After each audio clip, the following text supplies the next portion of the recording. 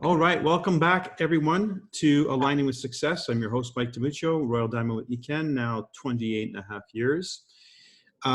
If you participated in last week's call, and if you haven't, please watch the playback because this call will make a lot more sense to you then. We were introduced to a simple concept, a tool that was going to be utilized again tonight. But in a different way. So I want to first of all, thank you all for joining us. I also want to congratulate, I can see Leo LeMay, who's on, and Roberto Gonzalez, two individuals who are in the top PGV for May this past month. So I want to congratulate you for your efforts and making the top 10 in North America. That's awesome. So what is our agenda tonight? Well, our agenda for this call is always aligning with success. It integrates spiritual, metaphysical, and physical parameters that we can then take and apply in our business and produce not only a better business, but a better experience from that business and quality of life. This is work that I've been involved in for pretty much most of my Eken career and even some prior. But I am tickled pink to introduce you again tonight to my daughter, Sophia, who is co-hosting this call with me and will be taking us through part two. So if you recall part one, in part one, we were talking about the idea of mind and heart coherence, that if our mind and our heart being our subconscious mind, our physical body as well, which houses that, is not in alignment, we're not doing the things that we are hoping to create in terms of an objective or a goal or an outcome. If we're not behaving in a manner that's consistent with that, then we are not in coherence. We're out of alignment. And so you can have the best laid plans, you could have the greatest objectives in the world and really mean it, but not be able to integrate the activities because something's working against you that you may be unconscious of. Now, we also talked about the fact that 95% of our unconsciousness, our unconscious mind, the subconscious mind, is in charge 95% of the time. So if we're only giving 5% of the energy and effort into creating what we want to create, then 95% of the effort and the energy is going into creating something that we're most familiar with, a repeat past performance. And so nothing seems to change in our life. We just cycle through. Maybe it's a different day, but really nothing significant has changed in terms of the factors in our life, the measurable things.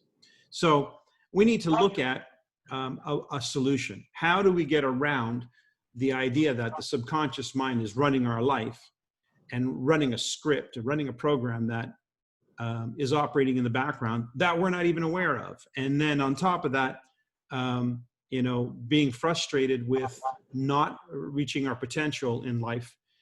So how do we get to close the gap on this and come into alignment so we can actually create a reality that's worth creating with some degree of predictability, and therefore we're in charge of the outcome.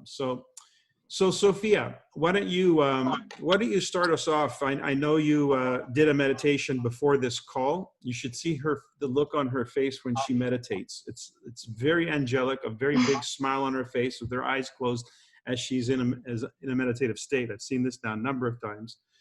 And so I know she doesn't do that for no reason. Something always comes of it. So Sophia, why don't you start us off tonight? All right. Welcome, Sophia. Hello, everyone. Okay, so I kind of want to start us off today with a little bit of an imagination exercise. So we all have a vision of what our ideal life would look like. I know I have mine. I want to have 3 properties, one in Toronto, one in the Caribbean, and one in Italy. I have a vision of what my ideal relationship would look like. And the family that would come out of that relationship. I have an idea of what my ideal financial situation would be like, what my ideal career would be like, how I would feel in that career. as if I was really living my purpose, right? So we all have these ideas, and I want you to right now just bring that into your awareness, what your ideal life would look like. You know, some of the goals that you may have thought about over the last few years. Now, I want you to ask yourself, if that was the life that I was living, how would I be different? Who would I be as a person if that was my life today?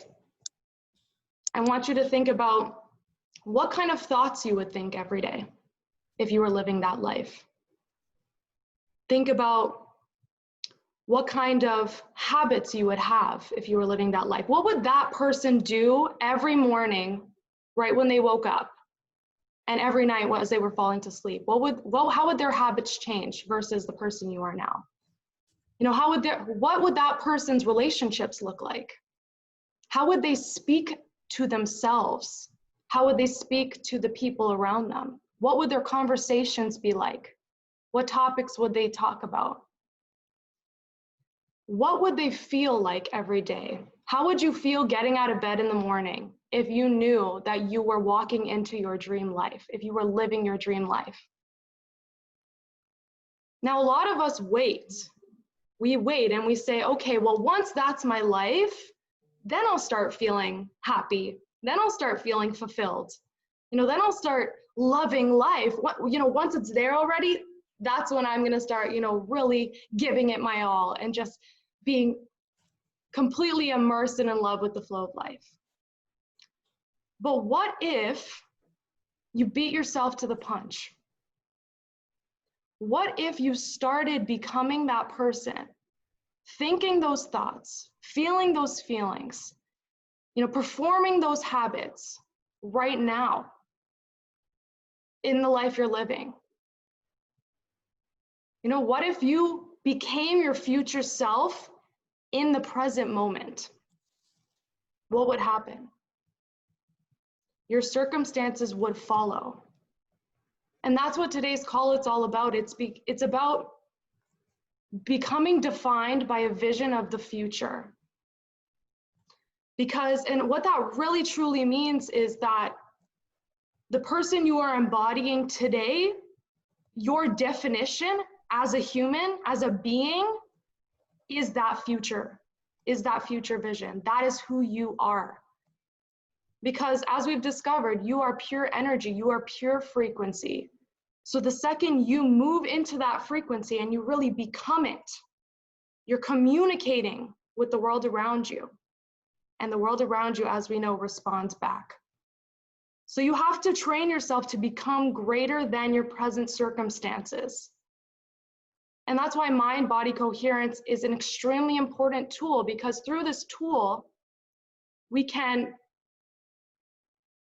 ingrain into ourselves not only the vision of what that would look like, but the feeling of being it right now.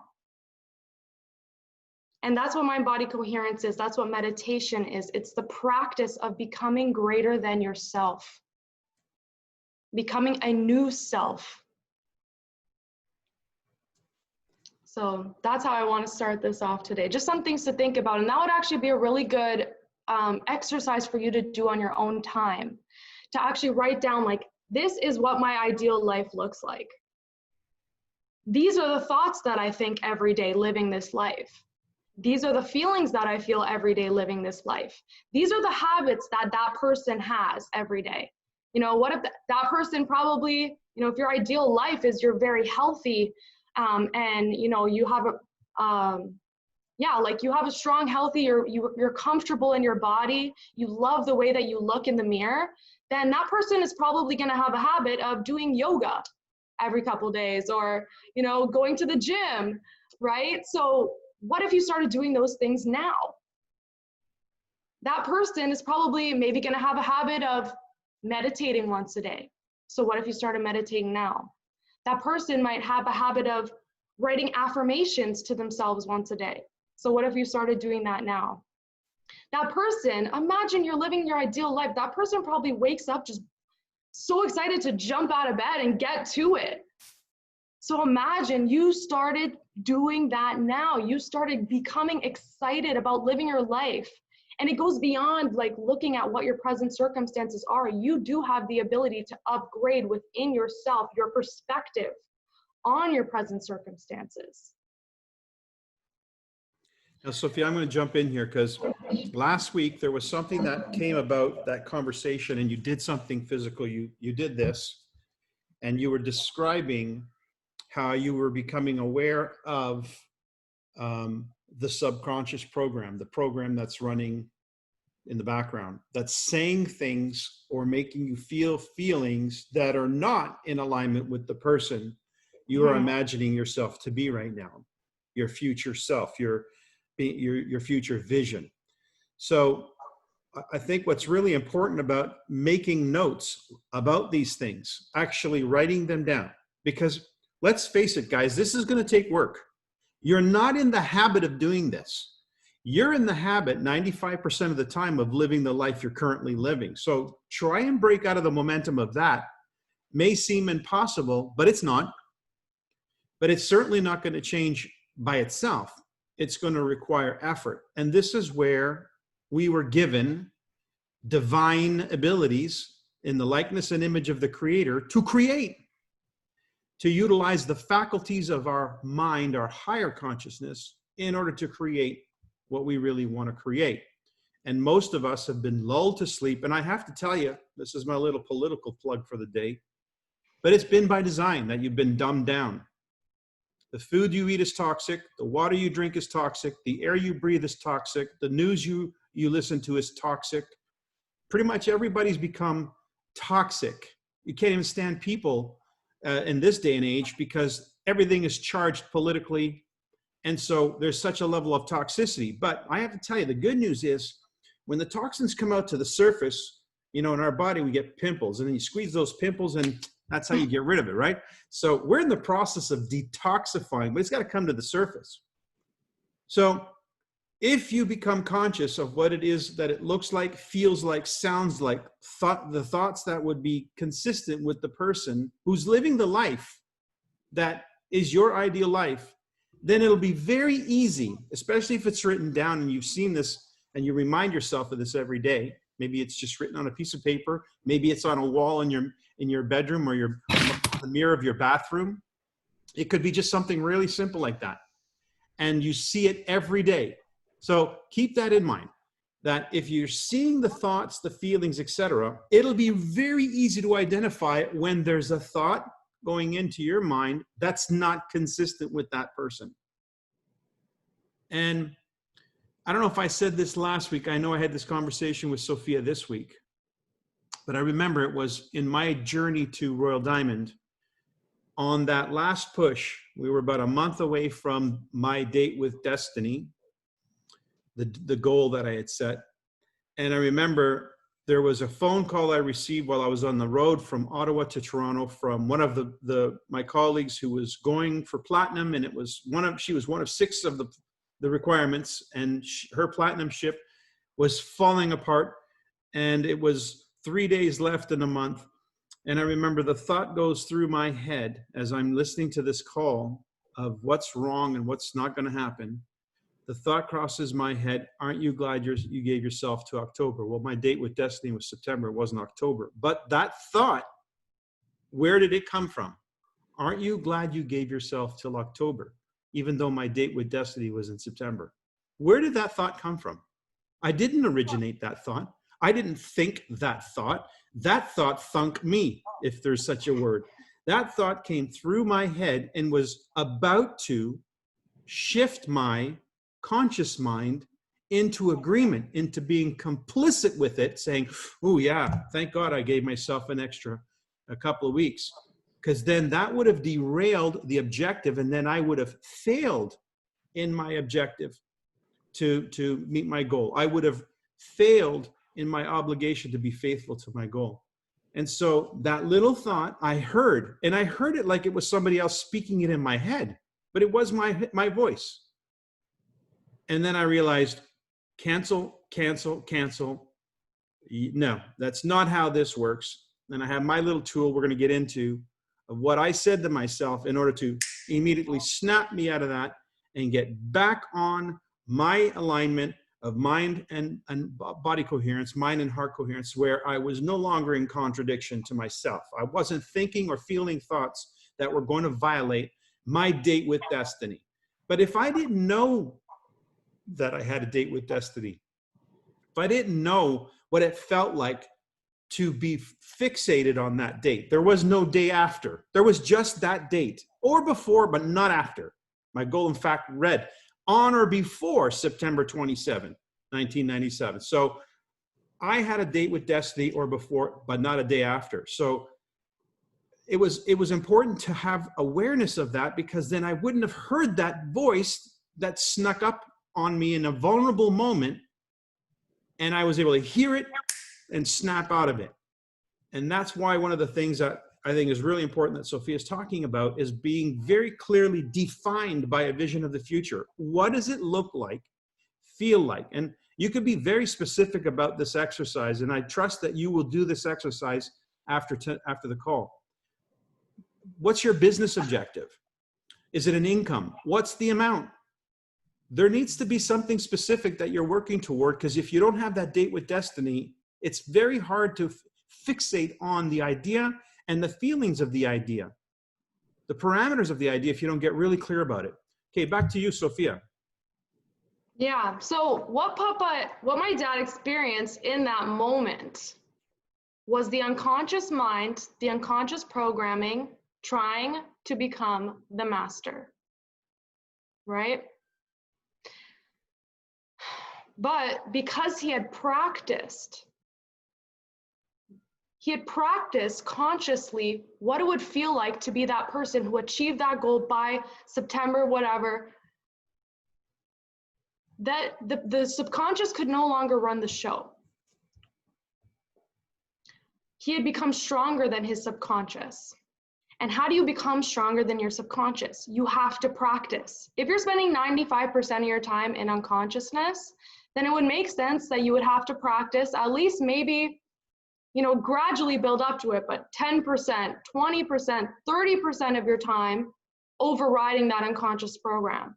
So that's why I'm a real advocate for meditating, for taking time every single day, carve a moment out of your day, every single day, to practice becoming that person that you want to become, to practice feeling the emotions of the person, to visualize it in your mind, because guess what? The unconscious cannot tell the difference between what's real and what's imagined.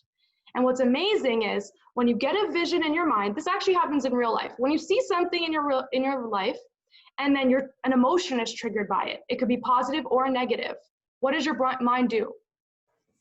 Takes a picture, takes a snapshot, and that's what we call a memory. So now what if you could train yourself to create a future memory, right? If you could see a vision in your mind of the future and then feel a very strong emotional response to that vision. And a lot of us aren't practiced in the ability to have a feeling by thought alone. A lot of us, we're in the practice of having a feeling based on our external circumstances. But this is what I mean by overriding the program. This is what I mean by becoming greater than yourself. It's becoming greater than your external environment, becoming greater than the feedback loop that's feeding you the same thoughts and the same feelings and the same actions, right?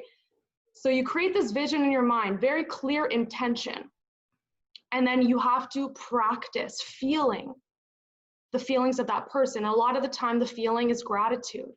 Because really, how would you feel if you were living your ideal life? You wouldn't want anything. You would have no need to want, because you would already have it.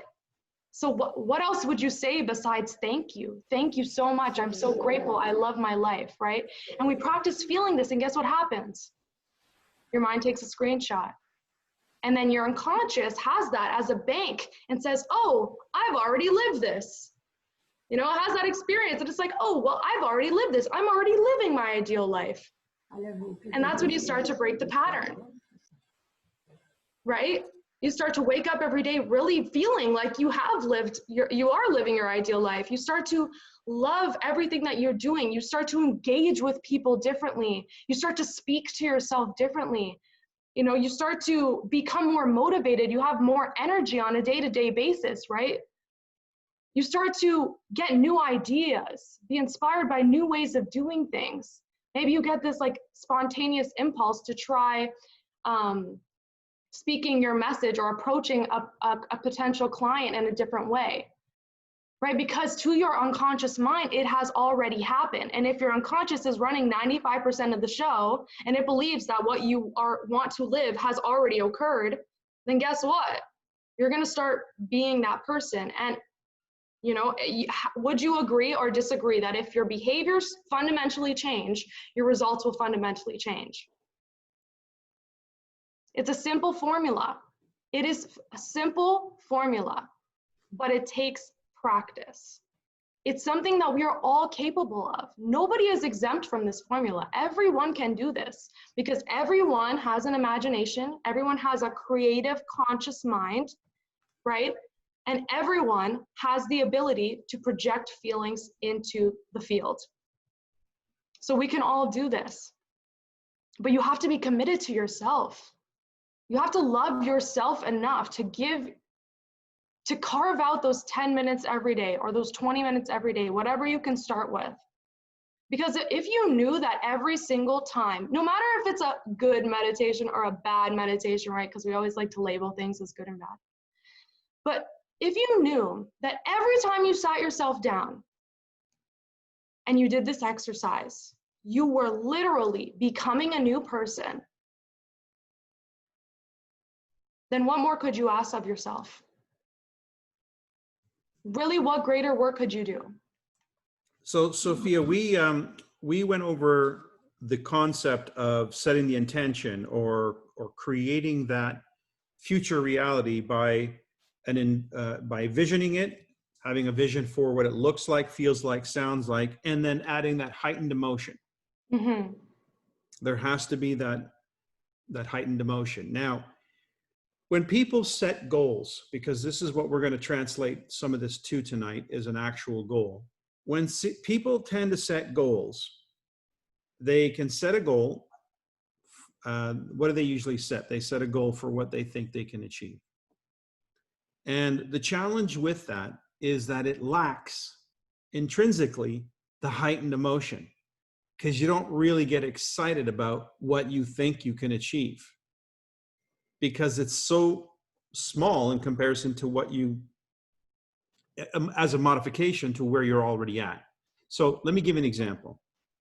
If right now your Nikken check was $500 this month and Nikken check next month could be $550, would you make the effort? Would you really do the work? Is it enough? Is there enough emotion and excitement for you to take the time, make the effort? Probably not. But if your check was going to go from 500 to 5,000, maybe not next month, but you knew that's the destiny, that's the destination, that's the outcome, because we are working with law, and the law is exact for everyone all the time, and we're going to apply now the work. Is it worth the work? Now, if you knew that you were going to translate that check from a $500 to a $5,000 check on a monthly basis, now is it worth the work? Now is it worth the effort? Could you get excited enough about that to imagine that reality? Could you actually, if you did a meditation tonight after this call and the reality that you were meditating on was that $5,000 a month Nikken check, come hell or high water, that's that check every month. Maybe it's more than that. Some of us have much bigger dreams. $5,000 wouldn't cut it.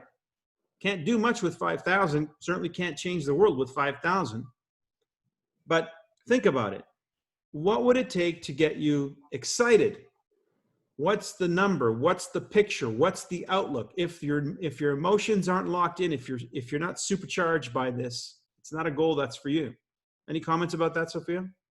Yeah, I actually always say this to myself is what you desire is a reflection of the frequency that you're on. So if you want to change your frequency, one of the easiest ways to do that is to increase what you desire, because desire is the mechanism to release energy. So if you want something much, much greater, you are going to have to increase your energy, increase your frequency, increase your awareness, increase your consciousness. All these words are synonymous to become that person. Like, you're going to have to stretch yourself. You're going to have to step outside of your comfort zone. And I honestly think, what better way to live? Because if you're not doing this, are you really living, or are you just coasting along? Ooh, Like, what is the point? I think that's worth repeating. So are you really living, or are you just coasting along? Oh, Like, what's the point of all this if we're not constantly in the process of reinventing ourselves, of improving ourselves, of getting closer and closer and closer to our ideal life? What is the point? She's tougher than That's you. why, pardon? You're tougher than your dad. I'm just excited today. okay. All right. So let's define this, because the key here is being defined by a vision of your future self. If you're not defined by a future self, a vision of your future self, Sophia, what are you being defined by?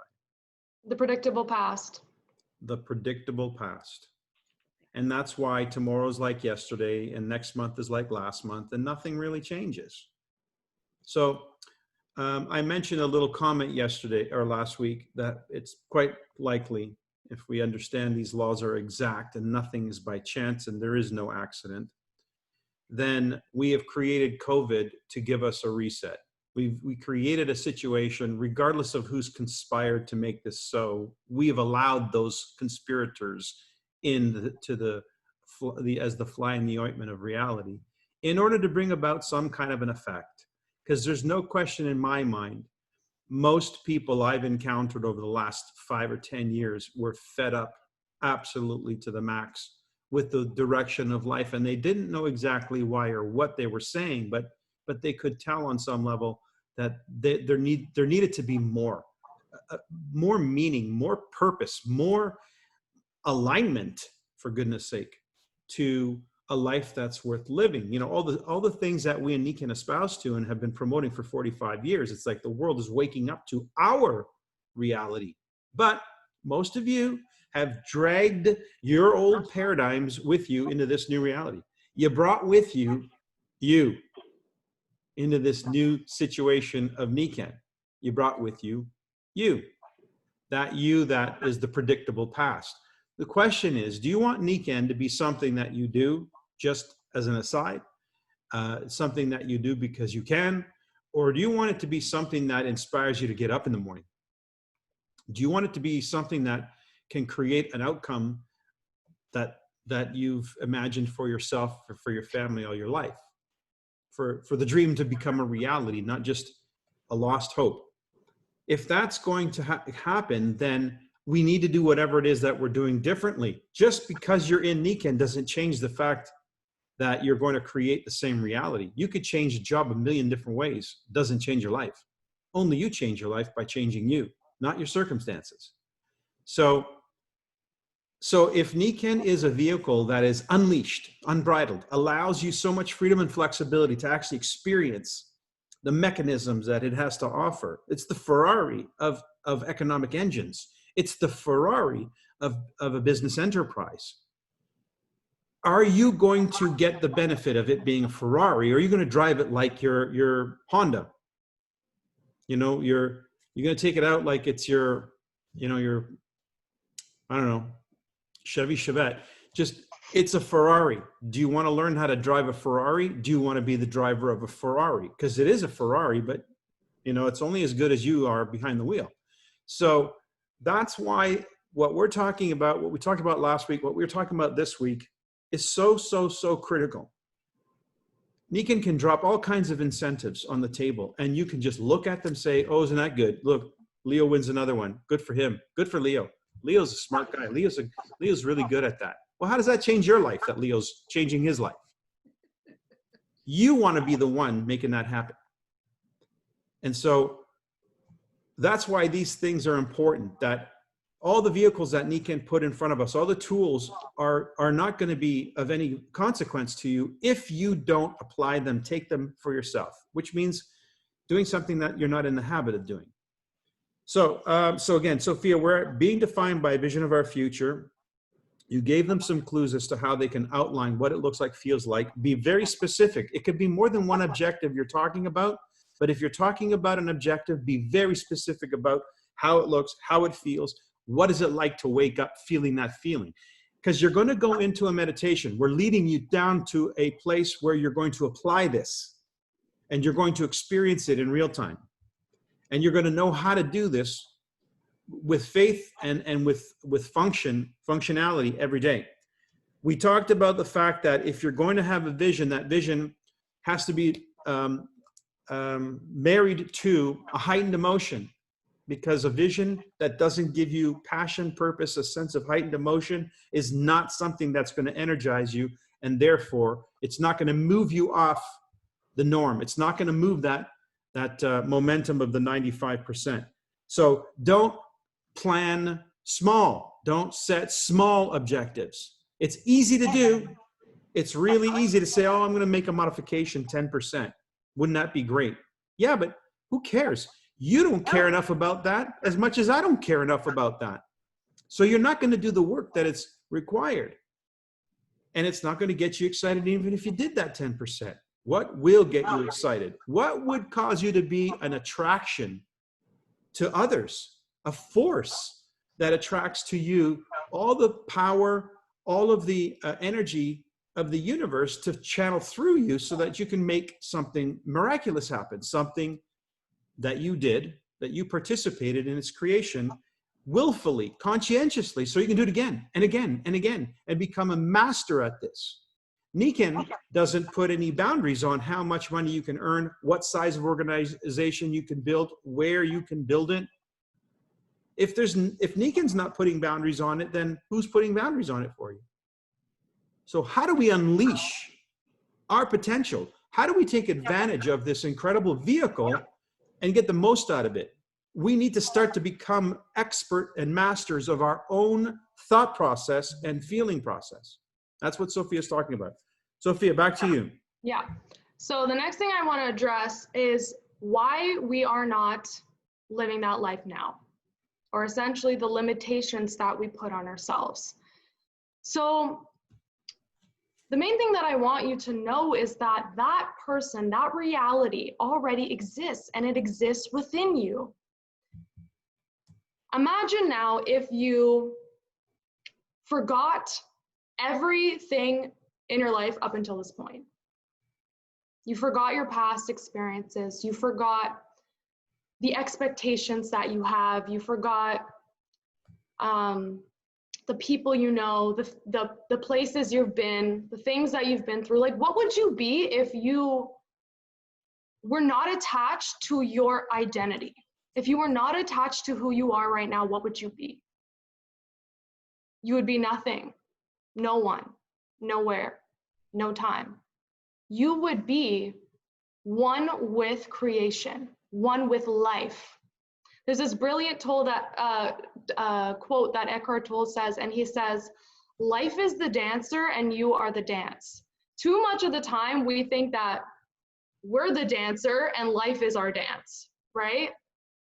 But that's only because we're so attached to who we are. Like, we try to control life. We're like, oh, well, this is like how things work, right? This is like all my memory bank of my life and my identity. So this is how things work. So this is how things are gonna work moving forward. And we have all these projections, and we're essentially living in like one giant projection right now. But what if we got rid of all that? We just threw it away and said, I'm going to right now step into the unknown, step into the infinite, step into the limitless. Because there is a field, as we discussed in our last meeting, there is a field of infinite potential. Everything is energy. And in this field, this infinite field, this creation, you could call it life itself. This is life energy, right? This is the energy that arranges all the atoms in our universe and creates what we know as reality. In that field exists a potential. exists the reality that you want to experience. You know how I know this? Because you wouldn't have the thought. You wouldn't be able to see this in your imagination if it didn't already exist. Your imagination is like the doorway to the infinite, right? So that's why our imagination is our creative tool. It's our creative power. It's our ability to see beyond what we can see with our eyes. That is a reality that exists already. So you have to let go of everything that's preventing you from seeing that reality as true, as fact. You have to let go of what you know and be willing to step into the unknown. Can I also add, Sophia, you have to let go of what you believe. Yeah. And this is what I'm getting into is too often we think that in order to know, we have to know how. Right? So we limit ourselves. We put ourselves in this box. We're like, well, I'm not going to set that goal until I know how to get there. Right? I'm not going to go there till I know how to get there. And that's based on the past. It's based on the past that we lived because we've only ever done what we know how to do. But what if for a moment you were willing to let all that go and you were willing to say, okay, I have no idea how this is going to happen. Like I literally don't, no clue. The only thing that I know is that it is a fact. It is an inevitable reality. That is what we call faith. Faith is not knowing how. Faith is just knowing what is. And my dad always uses the quote, a faith of a mustard seed, because only an increment of faith is needed to eliminate all uncertainty. Faith and uncertainty cannot exist in the same breath. Right? Uncertainty, actually, or fear, is the absence of faith, but faith is not the absence of uncertainty. Faith is when we're willing to believe in something beyond what we can see with our eyes and feel with our hands and hear with our ears. It's being able to believe in the unseen, to believe in the unknown, to believe in this infinite, unlimited potential, to believe in this field, right? Because this is it, guys. All you have to do is tune your vibration, right? You are like this giant tower, this signal tower. I don't know what these are called, broadcast towers. You are like a giant broadcast tower, okay? You can think of yourself as like a distortion in the field. You're not separate from it. It runs straight through you. Your soul or spirit is energy. And energy is not disconnected from one another, right? So that's how I imagine this field literally running straight through me. And this physical body is just the atoms arranging themselves around my broadcast tower of energy. That's how my body is made. It's because I have an energetic core. And once I start to project a different frequency, once I literally become a different body, become a different energy, become a different person, think new thoughts, think new feelings, have new habits, then I'm stepping into a different reality. You know, once your unconscious mind, your body, because a body is a manifestation of the unconscious mind, believes, right? It takes a snapshot of that future and says, oh, we've already experienced this. Literally every atom, every cell in your body is going to vibrate a different frequency. Your cells are emitting frequency, okay? Your DNA, your strands of DNA are emitting frequency because it's all energy. So your literal cells are going to emit a different frequency into the field. And then what happens? Energy arranges matter. Let me comment on that, because now you're talking about the work of Bruce Lipton. So Bruce Lipton did an incredible presentation for us last week online. And what's very clear about the science of epigenetics is your DNA, which is about 23,000 chromosomes, or 23,000 individual, what was the actual number he gave us? They were expecting 100,000 or more, because we're humans much more complex than chimpanzees or whatever. But truth is, with those 20,000, 23,000, I think it's chromosomes. It's not chromosomes, it's whatever, it's the actual, in the DNA. When they sequence the DNA, they have all the individual components of that DNA sequence. So there's some 23,000. but they can be configured in an infinite number of ways to generate proteins. So your body literally is unlimited in its pharmacy to produce proteins and hormones that can augment your physiology. It can change your physical form. And so what we are now expressing as a form is an expression of not our heredity, which is a component of it. It's the expression of thoughts and emotions as we interpret the environment around us. Then those genes are activated.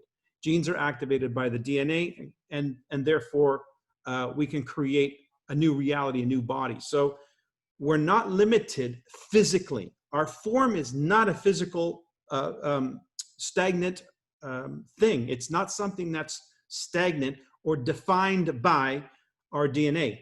It's not defined by our genetics. It's defined by our thoughts, which interpret the environment around us. And then these sequences, these gene sequences, go to town and create augmented realities, things that much better than any pharmacy or any big pharma could produce anywhere in the world. So understand that there is a physiological effect about these things that Sophia's talking about, the way we think. So when we are thinking about a future reality as though it is today, and we literally are signaling, our body is now signaling the genes to express that human being. So if weight loss is something you're after, or health is something you're after, your genes are currently expressing the condition that's operating within your mind, your conscious and subconscious mind. But as we've already said, the large extent of it is your subconscious mind. So the form that you are expressing right now is simply the subconscious mind for the most part. If you want to change that form, you have to change the thought process. And therefore, you have to become that new reality, that new person. So every time we step into the new person, if you will, the future self as though it was today, our vision of our future today. Every time we do that, step into the shoes of that human being with our thoughts, our feelings, our emotions, what we are creating is a new you. And there is a physiological response. Now, I said this last week, and I'm going to only give you this as homework because I want Sophia to carry on because we do have an exercise we want to get to. Last week I mentioned a video. Go and find it and watch it. Go and find it and watch it. Greg Braden, spelled G-R-E-G-G, Braden, B-R-A-D-E-N, Curing Cancer on YouTube. Greg Braden, Curing Cancer, that's what the title of the thing is. It's about a 14-minute exercise where you'll watch him in a lecture in Milan, Italy, and he'll go through the exercise, and you will see how the body expresses itself differently when a new reality is mastered in the consciousness. And it's only a matter of minutes, literally minutes, where the transformation takes place. Bruce Lipton talked about 4 days, from beginning to end of a process, 4 days. So we know that the body can respond very, very quickly. And the body is just one aspect of the physical world we're talking about. But if your body can respond physically, what else can? Sophia, take us to the next step. Yeah, no, I'm just going to come back to the point that I was saying, because this is the work. It's effortless effort. It's changing your physiology, changing the frequency that you're projecting into the field, so then matter can arrange itself around that frequency. So if you're projecting the frequency of I'm living my ideal life, matter is going to arrange itself around that frequency to show you what you have been projecting. And this is why, you know, it's like we're letting the infinite, we're letting life itself, the energy of life, work for us. Because what happens when we try to define a plan of how it's going to happen is we leave out room for miracles. We leave out room for the infinite. We limit ourselves. We put ourselves in a box. And really, when we're trying to figure out how it's going to happen, it's just our attachment to our identity that's talking. When we start thinking, oh, well, I mean, it sounds kind of crazy. It sounds kind of impossible. That sounds unrealistic. That's our self-identity talking. It's all the things that we believe of ourselves to be true that's telling us, well, I should have an A, B, C, and well, that doesn't really make sense. I don't think that's going to work. What if it doesn't work? Right? And we're putting all these limits on ourselves. But what if we just said, screw it, I have no idea how this is going to happen. I just know that it's going to happen. What happens then? I'm going to tell you. Think about nature. Think about the intelligence of life. Nature always takes the path of least resistance. Why does a lightning bolt strike the highest thing in the environment? Because it's the path of least resistance to the ground. So when you get out of your own way, when you get over yourself, get off of yourself, say, I have no idea what's going to happen here. I don't know how this is going to take place. But I'm committed to this reality. I'm committed to being the person who is living this reality. And that's all that I am committed to. I'm not committed to the how. You let the natural intelligence of life work with you, work for you. And this is what the stuff of miracles, guys. We're not living in this 3D material world anymore. We're stepping into the infinite. This is how people that do the extraordinary do the extraordinary. They do not limit themselves. They allow the natural intelligence of life to work for them. And that's what's been my practice for the last little while now. And I'm going to give you a quick example. Before you do, wait. Yeah. If you could say to this mountain, if you had but the faith of the mustard seed, you could say to this mountain, move, and it will move. So what Sophia's talking about, my little snap out of it that I talked about earlier, my way of getting myself back into alignment with the frequency of it is done was faith of a mustard seed, is faith of a mustard seed. Because what that assures me is I don't know how. I mean, it's inconceivable for me to know how my body is going to do all the things that it's going to do to become whatever it's going to become. It's inconceivable for me to know who are the people that are going to come into my life and through my business and so forth that is going to result in business and transactions and so forth. It's inconceivable. But it's going to have happened if it happened. And it did. All those people, all those things happened. And I couldn't have told you who it was going to be and when it was going to be and so forth. It's inconceivable, but not to the mind of the infinite, only to me, the mind of Mike DiMuccio, which is very finite. So that personality had to get out of the way to allow the infinite to do its job, the path of least resistance. And that is to say, I don't know how. It's not my responsibility to know how. It's my responsibility to know what, not how. So what is it I'm creating? What is it that I'm intending? That's my job. How it's going to happen, that's the man upstairs job. That's the universe job. That's the creative process of what's the fabric of nature's job. That's way beyond the scope of my conscious mind. So I'm not going to even give it any attention or time. How? Doesn't matter how. Not important.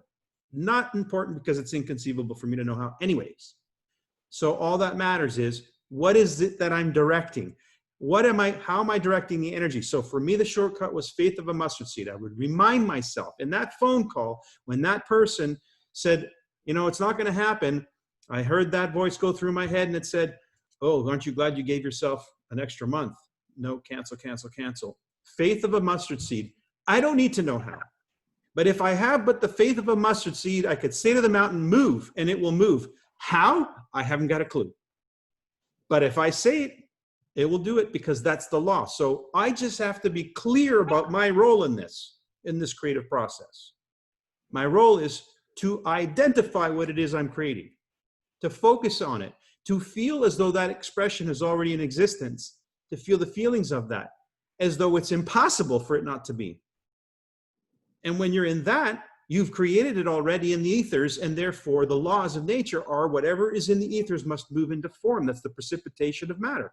That has to happen. Precipitation of energy into matter. So faith is the mechanism to short circuit, to circumvent your personality, to get you out of the way. You operate on faith in the unseen, in the unknown, in the area that you can't conceive of. You don't have to conceive of, thank goodness. Sophia. Bubba, first I think you should finish your story. You never tell everyone what happened. Okay, so I'm sitting on stage. I'm on stage. It's in Edison, New Jersey. There's thousands of people in the audience. They wanted to introduce me as a Nikan Royal Diamond. The goal was Royal Diamond on or before September 27, 1997. So it was September 26th, and I was on stage, and I wasn't going to allow them to introduce me as a Royal Diamond because it wasn't yet in the books. So at the back of the room, though, was the last of the Platinums making phone calls and so forth. And he even had one of my mentors on doing those calls, those ABC calls with him, Bob Proctor. Anyway, he runs up to the side of the stage at some point in my talk, gets my attention, and does this. Those two thumbs up were his acknowledgement that he was complete as a platinum, which meant my Royal Diamondship was now in the books. And that's when I announced it on stage at 6 p.m. on September 26th, 6 hours ahead of my deadline. An impossible deadline, like an impossible goal. And if you knew what I had to do to get that done, you would have said, there's just no way you're going to get that done. And I said, I don't know how it's going to happen. That's not my job. I just decided I was going to be relentlessly faithful to the process. That's what faith is. Faith is when you're not inviting an invisible God, some Santa Claus to bestow on you something. What you're doing is you're saying, I trust there's a power. I trust there's a process. And I've been given so much guidance on this all the years of my life. I'm reading this book called Sermon on the Mount by Emmett Fox, one of my favorites. I pulled this aside, and then we'll come back to you. Let's see. Ask and it shall be given you. Seek and ye shall find. Knock and it shall be opened unto you. For every one that asketh receiveth, and he that seeketh findeth, and to him that knocketh it shall be opened. Or what man is there of you whom of his son ask bread, will he give him stone? Your father, if you're a father or you're a parent and your son asks you for bread, would you give him a rock, a stone? Or if he asks a fish, will he give him a serpent? Would you do that to your kid? Of course not. If ye then being evil, even if you were the most evil person you know how to give good gifts unto your children, how much more shall your Father which is in heaven give good things to them that ask him?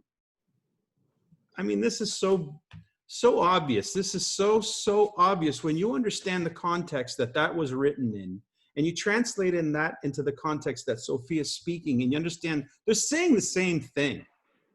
There is an understanding that when you apply this understanding, it's as sure can be, because it's a law. It's not just a fairy tale. It's not just a hope and a whim. It's a law. It's an application of a fact.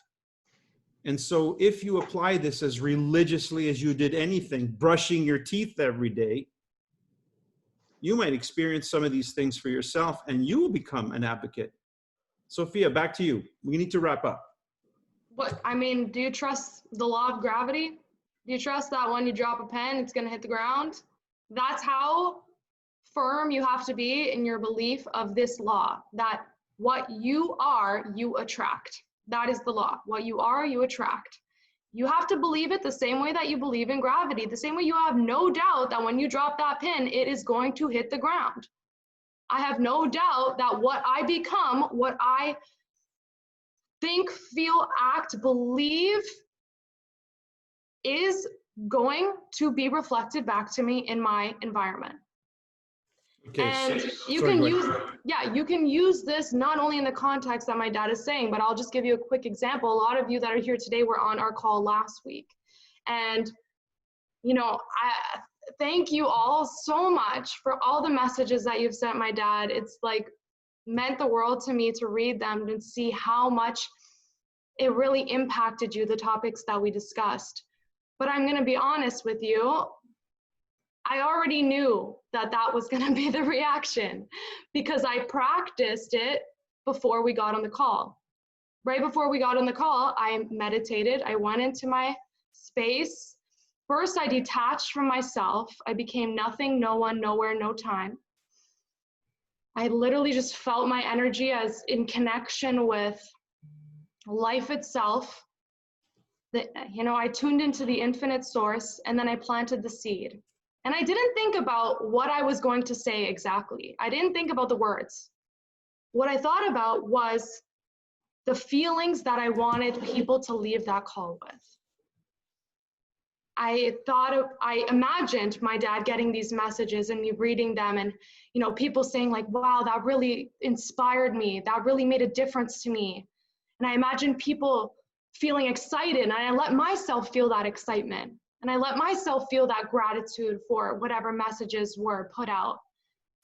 And so when I exited this meditation, when I came into the call, it was like in my mind, it was already done. The message had already been solidified, right? So then when I went into the call and I started speaking, I mean, you guys heard it. I watched it back after, and I was like, wow, Papa, like, this is really good, because for me, it's like the infinite source is working through me, because I've already lived the reality. And now that I've gotten good at it, I can come into this state very quickly and manifest the reality really easily, and really to like surrender and like let it flow through me. And this is the process. This is what I want us all to practice right now. So I think this is a good time to segue into our intention practice that we're going to do. Papa, I think you need to introduce. Okay, it looks like we're going to go a little bit over time again, folks. So bear with us. We are going to record this. If you can't stay, you can't stay, but hopefully you will. Okay, so let's see, it was we're in June. So in May, last month, we did a call called the Zoom In. We had about 330 participants, individual logins to the Zoom In call last month. And we were very happy with that. We mentioned that we would continue it, provided that it was going to be utilized and continue to be utilized.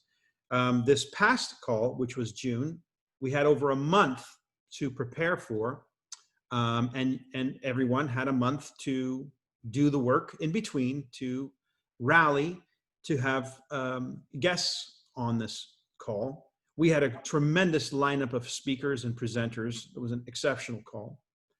And we had about 160 participants, half of what we had the month previous, which is simply not a reflection of the quality of the call, the intention of the call, and why that call even exists in the first place.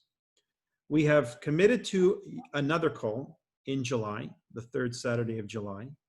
However, we want to be very clear about what these calls can mean and what they're there for, and for your participation, you on this call and those of you watching the playback.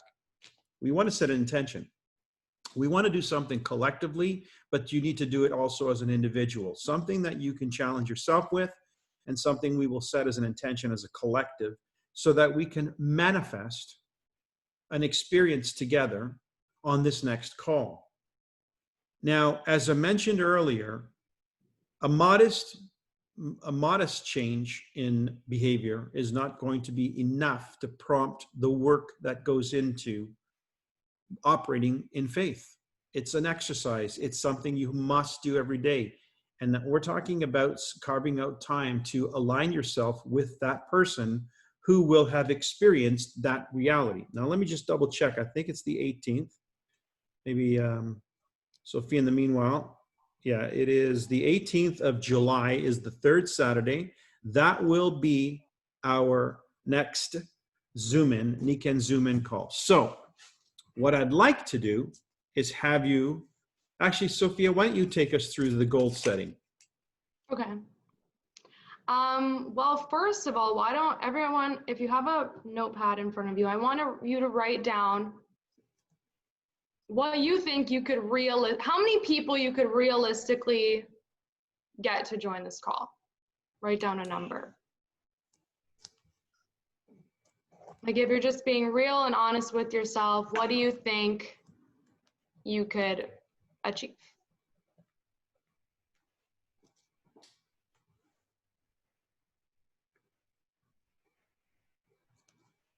Okay. Okay, now I want you to add 5 to that number.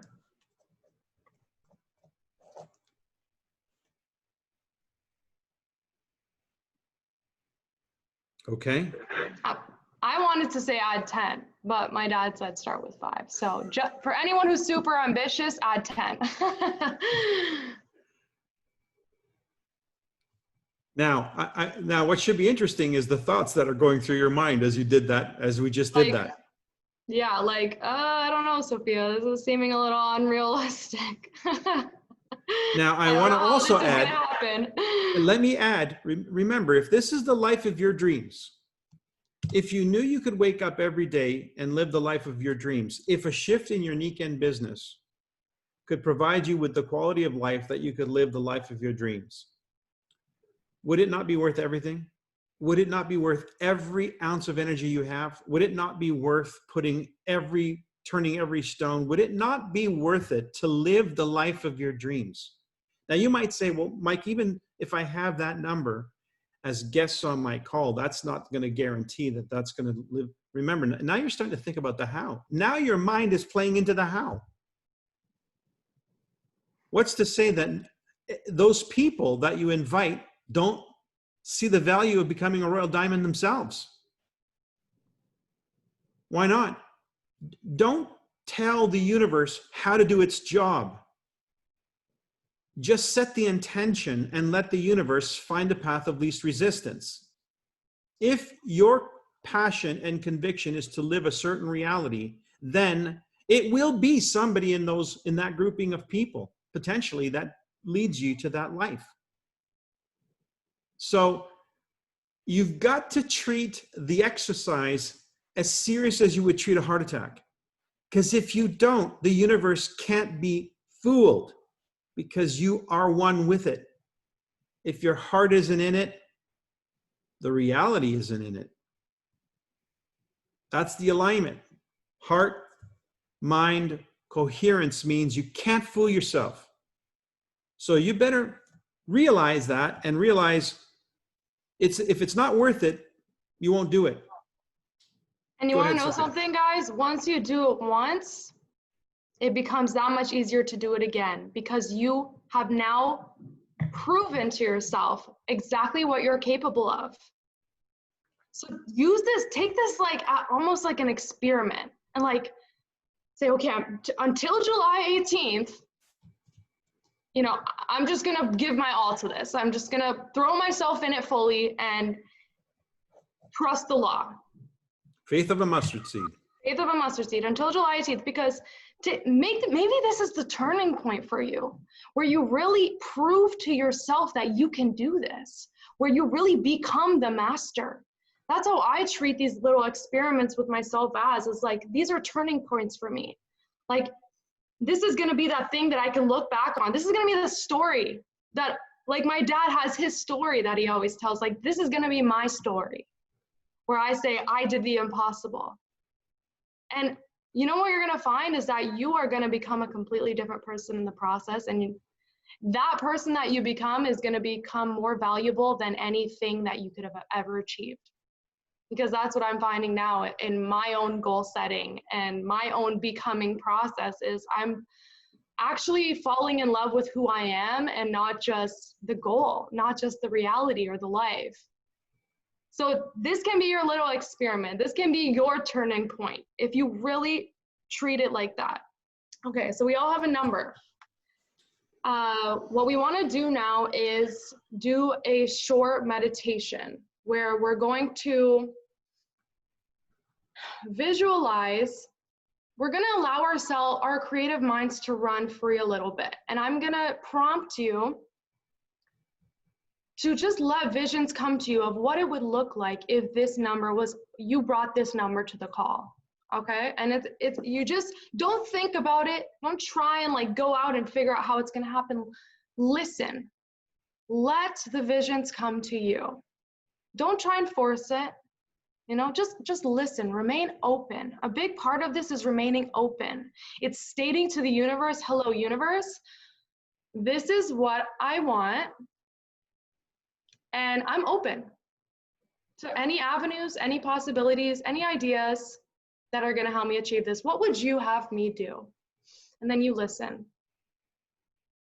So let's do this. We're gonna start as we did. last week with doing a mind-heart coherence, because we want to step into this space of no one, nowhere, no time, no place. So I'm going to invite you now to close your eyes. And we're going to start by slowing our breathing. So we're going to inhale all together for 5, and then exhale all together for 5. And I'll count you in. Ready? Breathe in. 1, 2, 3, 4, 5. And out. 2, 3, 4, 5. One more time. In. 2, 3, 4, 5. And out. 2, 3, 4, 5. Now I want you to continue with that breathing and place your hand over your heart. Now let your awareness move to where your hand is placed. You may start to feel some warmth coming out of your chest.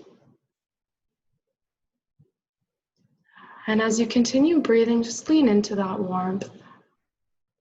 Allow it to spread throughout your entire body.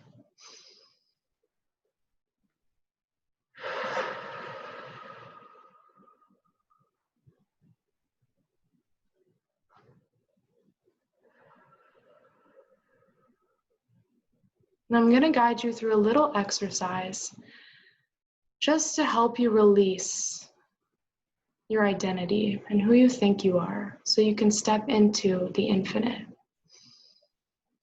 I want you to imagine that you are floating in the middle of the ocean. Feel the weightlessness of your body. Feel the water lapping at your skin.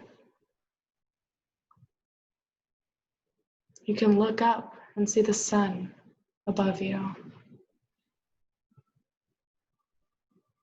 Now I want you to look down at your body floating. And imagine your left arm slowly starting to dissolve into the water. It starts at your fingertips and they become one with the water. Your skin is essentially melting into water. It goes up to your elbow and then all the way up to your shoulder. And now you don't have a left arm. And now again with your right arm. Look over at your right arm and see your fingertips dissolving and becoming one with the water. All the way up to your elbow, and then up to your shoulder. And now you don't have a right arm. You're just floating. Now look down at your toes. See them start to become one with the water. Past your ankles, and all the way up to your knees. All the way up to your hips. And continue and see your torso just melt and dissolve into the water. Now as it comes up to your head, imagine your very consciousness becoming water. What would it feel like to be water? Can you feel the waves moving through you? Can you feel a gentle rocking? Where do you end and the water begin? There is no separation. You are water. You are one. You are the field of infinite potential, of infinite possibility. And just marinate in this feeling of limitlessness.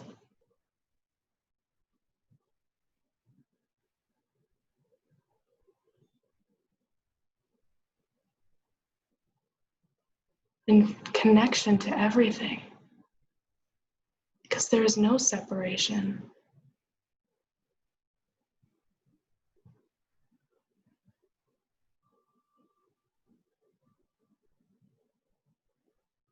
Can you sense the infinite blackness? The void.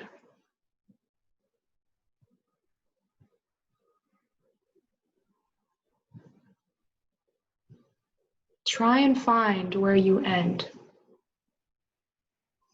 Try and sense how deep this water goes.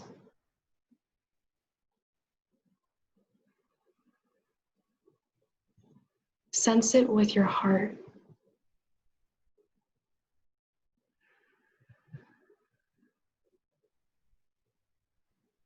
You'll find there is no limit. You can just continue to expand and expand and expand.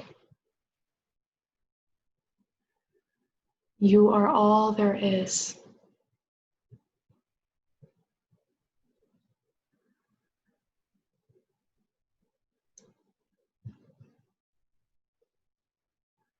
Now here is where we will plant a seed. Remember that number that you wrote down.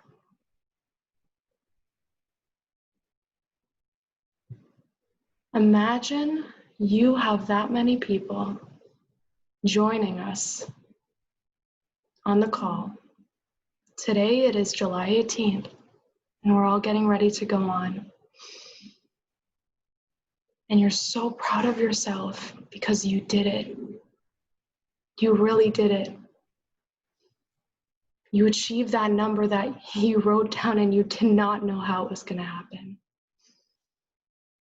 You did it. I want you to let your imagination roam free. What does it look like to have these number of people on your call? See yourself getting emails from people confirming their attendance.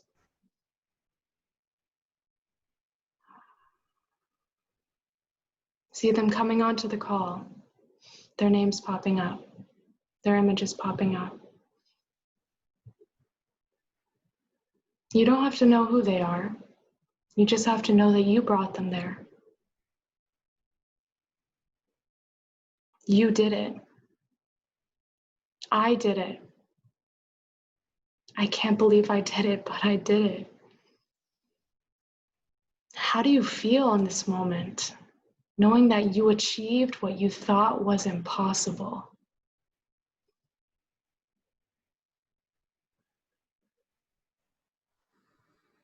How do you feel discussing with the others who were on that call 3 weeks ago?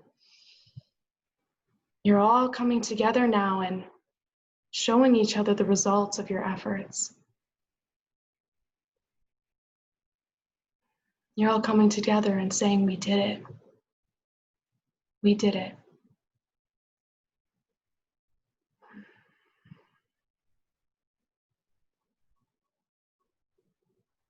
Feel that feeling of fulfillment, knowing that you are helping others. You are showing them a way of life that has profoundly changed you.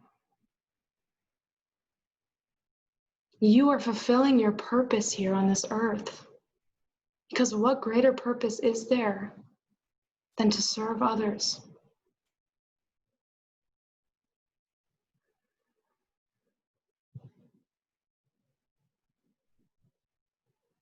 Feel everyone getting excited in the call about the opportunities that Nikan presents. There's so many of you here. Feel the energy of all these people. Let your mind wander and think of the opportunities that this presents.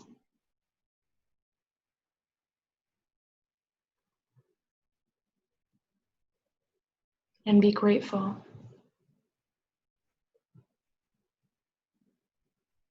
Let that feeling of gratitude just pour out of you. Really lean into it. Thank you. Thank you all for joining me on this call. Thank you for being open to this message. Thank you for being as excited about Nikan as I am. Thank you to my amazing team who motivates me and keeps me focused on what truly matters. Thank you to Nikan and the incredible opportunities that it presents. Thank you to Source for inspiring me, for inspiring every word that I say, every action that I take. Thank you to Source for creating miracles in my life, for helping me do the impossible.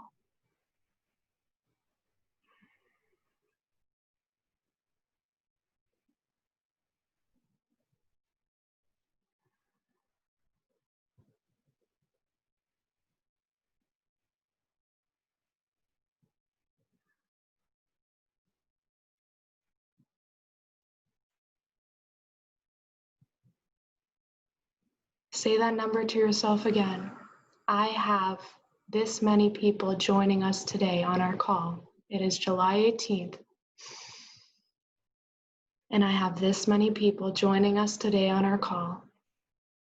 I attracted this many people.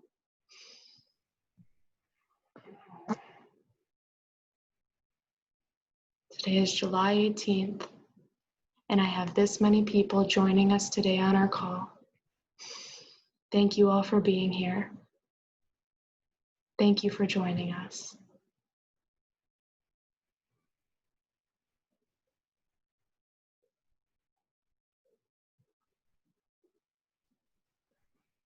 Now I want you to imagine your higher self coming down and taking this vision from you. Surrender your vision to the higher power. Know that you do not have to worry about how it's going to be done. You have planted the seed, and each seed that you water will grow. Surrender to the higher power. Release attachment from this outcome, and just know that it is done.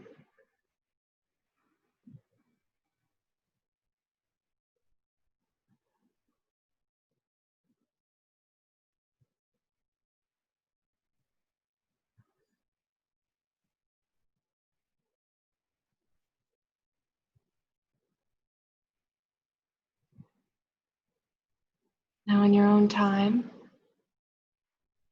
you can bring your awareness back into this present moment. You can maybe wiggle your toes, wiggle your fingers a little bit to come back into your body. Take a deep breath and open your eyes.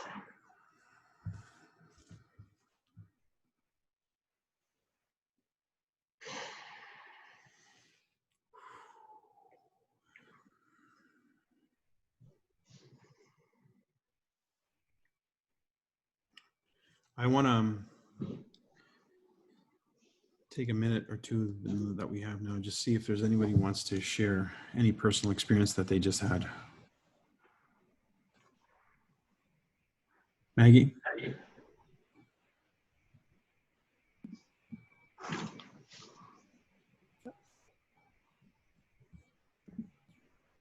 On mute. There. On mute, yeah. That was basically to thank Sophia. A beautiful voice and so soothing. It was easy to fall into that ocean and become one with the ocean. I love that image. Thank you. You're welcome.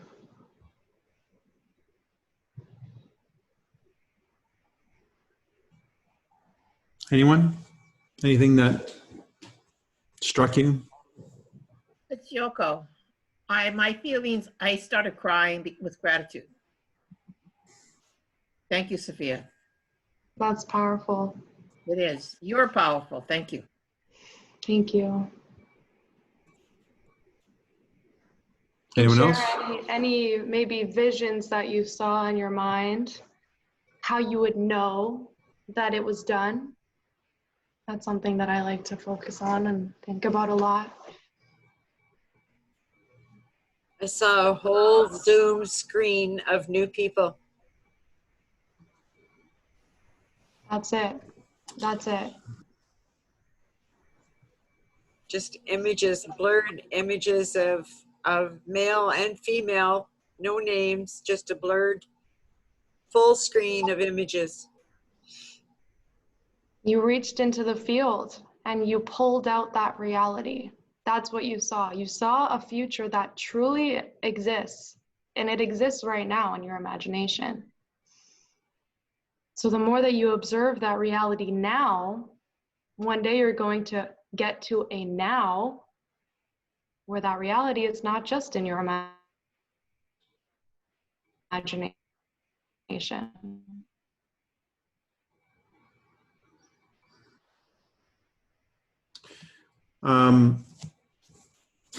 When Sophia says, I want you to bring your attention back to here and now, your body. Definitely worth practicing.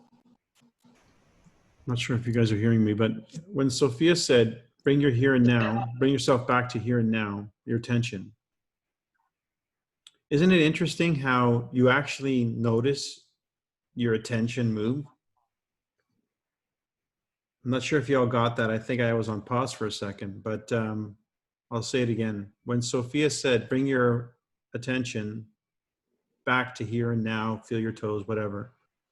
Isn't it interesting that you actually feel your attention move, which is telling you something, that your consciousness is not limited to time and space. It actually does get brought to wherever you place your focus and attention on. And that's the whole point. The whole point is that your consciousness exists independent of time and space. When I do this kind of stuff, when I do this kind of meditation, I spend probably 90% of the meditation just letting go of who I think I am. Like, the most important part is really sinking into that feeling of no one, no time, nowhere, no place, because in that space, you realize that you can become anyone. You can go anywhere, anytime, right? So for me, that's the most important part, is I want to make sure that I'm planting the seed in the infinite field. So I have to become one with the infinite. And then whatever you plant in that field is inevitably going to manifest. So that's why a lot of the times we have these desires, we have these goals, but if we're not planting them from a place of, absolute infinite potential, then what are we planting them in? We're planting them in toxic soil, right? Soil that's filled with all of our preconceived notions, all of our past pains and experiences, all of our current belief systems.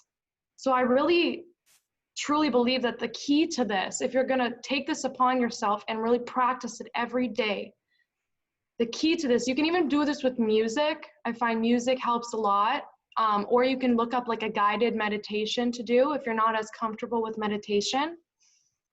But I'll meditate for like half an hour at a time. And honestly, like the first 20, 25 minutes is just getting off of myself, getting over myself. Really, I lay down, I don't sit up, I relax my body completely and fully. I really let my breath get into that just autonomous motion where I'm not thinking about it anymore. And my breath is very slow. I'm extremely relaxed. And the more you sit in this, you truly just sit in presence. And I do that exercise where I imagine my body disappearing, because that really helps me lose myself. The deeper, and I just keep saying, I say in my mind, more of you, less of me, more of you, less of me. And I just let myself sink deeper and deeper and deeper. And the longer I sit in this, the deeper I go. That's the beauty. You really just have to have the patience with it. And then once I feel truly when I feel truly limitless, truly I am pure existence, pure consciousness, I have the power to become anything. That is when I plant the seed. That is when I have the visualization and I start exuding those feelings of gratitude, and I start letting the visions come to me, because where am I getting these visions from? I'm getting them from the infinite. And that's why a lot of my best ideas come from meditating, right? Or come shortly after I come out of the meditation. I'll get like a hunch or like a just thing of inspiration. I have to stop everything I'm doing and just write it down. You know, so that's what what I want to emphasize as you take this small exercise, a small example into your everyday life. Because if you do this every day until July 18th, miracles are going to happen. Be prepared. Expect them. Expect a miracle because they will happen. And what's more important is that you're going to become a different person and you're going to love who you become, because you're going to say, wow, I never even knew that this was in me, that this love for life, that this, you know, immense gratitude, this feeling of just interconnectedness with everything and everyone. You're going to be like, I didn't even realize this was in me, but here it is. Everything I've been seeking, I already have it. And you just feel this sense of completion and wholeness. Like, and then when you feel like you have everything, what's the one thing you want to do? Is share it and give it, right? And it's an amazing process to be in. And that's why setting this goal that we've done here today, this is day one. This is the foundation. This is the beginning of the rest of your life, okay? I want to point something out, that we did a similar intention online with Lynn McTaggart in this exercise a week ago, where they had an individual in St. Petersburg, Florida, in St. Petersburg, Russia, with an apparatus that was able to electronically measure some flux in the electromagnetic field or the magnetic field. I'm not sure what they were measuring, but we could clearly see a before the meditation, a during the meditation, and an after meditation. And there was a marked shift in the numbers, in the curve. And this is a person who was thousands of miles away using some electronic device to tap into the quantum field, or the field, essentially. And this is not the first time this has been done. These experiments have been done and reported in books like The Intention Experiment, if you want to learn more about that from Lynn McTaggart. The point is, what looks to you, and anybody maybe watching this playback, they close their eyes, they breathe a little, they imagine a bunch. And so that's going to change everything, huh? Yeah. As a matter of fact, it already did. Because there's a passage that talks about fertile ground, Sophia was alluding to, I guess. And that is, where is it that it's fertile? Where would it be the right place to plant a seed of intention? In an area where it's fertile. What does that mean? It means where it can be nourished and grow. Well, in your current personality, this seed doesn't grow. Your personality exists right now based on that seed not existing, based on that reality not existing, based on that reality not even being possible. So it's not going to be nurtured in this current form, in your current personality. It will only be nurtured in the other version of yourself, which you must become in order for it to be in existence. So that's the fertile ground. How do you get there? How do you get there daily? Well, we just learned about that. How to get there in a matter of minutes, where you can visit that plant, that seed, and water it some more, nurture it some more. But you can only do it from that place of possibility. And you can't do it from the conscious mind that right now operates unconsciously 95% of the time. So that's why people set goals and they don't achieve most of the time, because they don't have the mind-heart coherence. Their mind and their heart are not on the same page. That's why you have to get them to the same page. And that's what this exercise does. And there is where it's fertile. And you nurture that. There's no opposition to that seed in that space. There's no opposing thoughts to the seed in that higher space. When you have become no one, no time, no place, nowhere, then there's no opposing thought unless you actually interject that thought. The subconscious mind, the program's not operating there. That's why you feel quiet. That's why you feel infinite. That's why, because you're not in the program, you're not in the personality. So it's like pushing a swing. You're pushing the swing up here in the ethers, and there's nothing to resist it. And that swing is going to keep having its own momentum even when you stop pushing it, because there's nothing to resist it. That seed continues to grow. So when you plant a seed up there, it has no choice but to grow. That is the law, by the way. So shall you sow, so shall you reap. The question is, where are you sowing? If you keep sowing it in unfertile soil, it just gets destroyed by opposing thoughts and toxic ideas. But if you sow the seed in the higher field, in the quantum field, when you step into the higher consciousness, there's no opposition. It will grow. It must grow. Now, this is huge. As far as I'm concerned, it's a revelation of an idea. And it's not a new idea, but it's probably the first time you've heard it this way. And I want to thank you, Sophia, for bringing your magic to this group that is about to demonstrate to the world that magic is who we are and what we create just because we say so. So thanks again, Sophia. Thanks everyone for hanging in there for this very long, the longest Aligning with Success call yet. One of a part 2 of a 2-part. And if you have some thoughts, by the way, that come over you in the next, hour, half hour, or overnight when you go to sleep and you wake up, write them down. Write them down, because you need to keep track of what's changing for you, these inspiring ideas. You need to demonstrate to yourself, this is real, and it will demonstrate to you. So as Sophia said, be open, and whatever comes to you, write it down. Just put it on a piece of paper, put it in a journal. She's doing it every time I see her, goes into a meditation. The next thing I know, she's at the table scribbling away for half an hour. So keep that record of what's coming to you, because as you exercise this muscle, it's like going to the gym or doing your weight program, stepping on the scale, and you see that number go from a 2 to a 1. You lost a pound. That reinforces you to go to the gym again. You need to keep that muscle and reinforce that. And as you do that, as you get those thoughts and those ideas and you write them down, you're going to see you're not thinking the way you used to think. You're not imagining what you used to imagine. You're not feeling the feelings you used to feel. And that means you're not being the person you used to be. And that guarantees you're not getting the results you used to get. So if you want to improve, make a big improvement. This is the tool, the technique. Okay, thank you, everybody. Thank you. That's a wrap. Thank you, Sophia. Thanks, everybody. Thank you, family. Have a great night. You too. Bye.